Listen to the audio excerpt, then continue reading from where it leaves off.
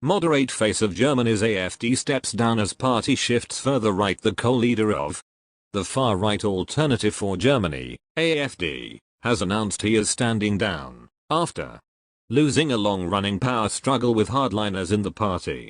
In a letter to AfD members on Monday, Jug Muthen, 60, who is also a member of the European Parliament, said he would not be running again for party leader at internal elections in December.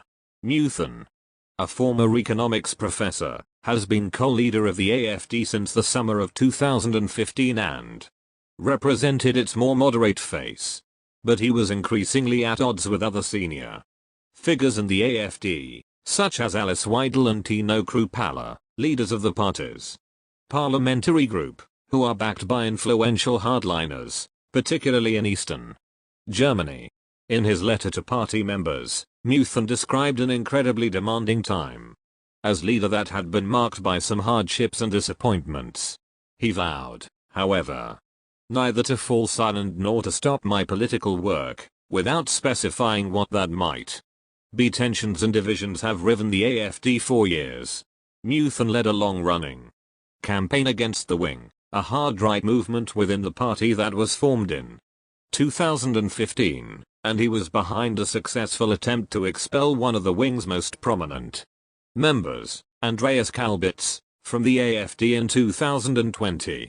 The Wing, which was classified by Germany's domestic intelligence agency as a right-wing extremist organization in 2020 and formally placed under observation, was dissolved by the AfD executive board that same year. But another of its founders, Jan Huck, head of the AfD in the central state of Thuringia, remains an influential force. The AfD began as a Eurosceptic party but used anxiety over the 2015 influx of hundreds of thousands of asylum seekers, mostly from war-torn Syria, to ride a populist wave into parliament. It became the Bundestag's largest opposition party. But its fortunes waned amid shifting public concerns during the coronavirus pandemic and its very public divisions. Its regional branches in Thuringia, Saxony, and several other states are under local surveillance by the domestic intelligence agency. The party attempted to latch onto protest movements against the coronavirus lockdown as well as vaccine skeptic groups. It failed to leverage that alignment into better results in last month's national elections, where its share of the vote fell to 10.3% from 12.5% in 2017.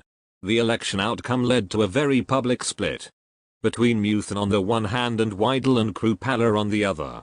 At a press conference after the vote, Muthen pointed to the nationwide results as proof of the need for a more moderate course, using the moment to skewer his more right-wing rivals and argue the party had significant acceptance problems with mainstream voters. Recommended Weidel and Kruppalla said they were satisfied by the results, arguing they were being misrepresented in the media. Weidel argued the media juiced the Greens to the top. The Greens came in third with 14.8%, after the center-left Social Democrats in first, and Angela Merkel's Christian Democrats in second. Yet one aspect of last month's election suggests the party could continue to drift further to the right. The best AfD results were in Thuringia, where it garnered more votes than any other party for the first time, 24%. The AfD also came out top in Saxony, with 24.3%. Hardline party figures see the electoral results as proof that Muthen's approach failed.